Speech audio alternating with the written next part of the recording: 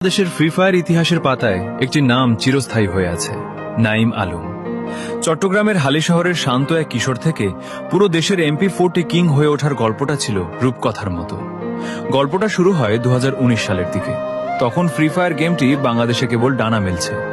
এক সাধারণ স্মার্টফোন আর ভাঙাচোরা ইন্টারনেট নিয়ে নাঈম যখন বারমুডা ম্যাপে নামতেন, কেউ জানত না এই ছেলেই একদিন 1 মিলিয়ন মানুষের ভালোবাসা জিতবে। তার আঙুলের ছোঁয়ায় MP40 গানটি যেন জীবন্ত হয়ে উঠত। নিখুঁত হেডশট আর বিদ্যুৎ গতির মুভমেন্টে তিনি বড় বড় সব এনিমি স্কোয়াডকে ধুলোয় মিশিয়ে দিতেন। তার জনপ্রিয়তার তুঙ্গে থাকা সময়টা ছিল 2020 সাল। তখন ইউটিউবে গেমিং উইথ নাঈম মানেই ছিল টানটান উত্তেজনা।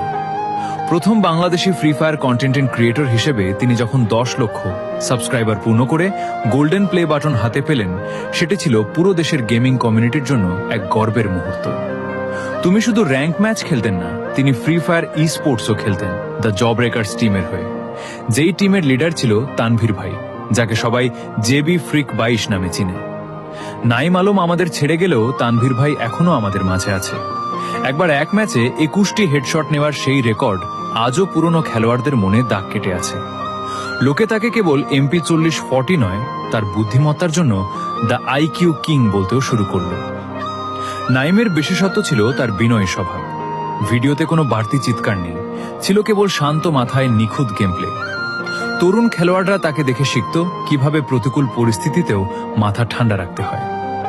আজ হয়তো নাঈম আলম ফ্রি ফায়ারের সেই ব্যস্ত ময়দানে আগের মতো নিয়মিত নন। 2023 সালের দিকে তিনি যখন আনুষ্ঠানিকভাবে গেমিং থেকে বিরতি নিলেন, হাজারো ভক্তের মন ভেঙে গিয়েছিল।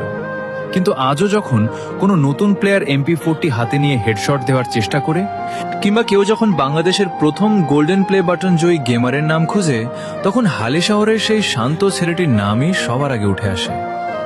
নাঈম আলম কেবল একজন গেমার ছিলেন না, তিনি ছিলেন বাংলাদেশের ফ্রি ফায়ার বিপ্লবের এক জীবন্ত কিংবদন্তি। আমি রাব্বি ছিলাম তোমাদের সাথে স্পোর্টস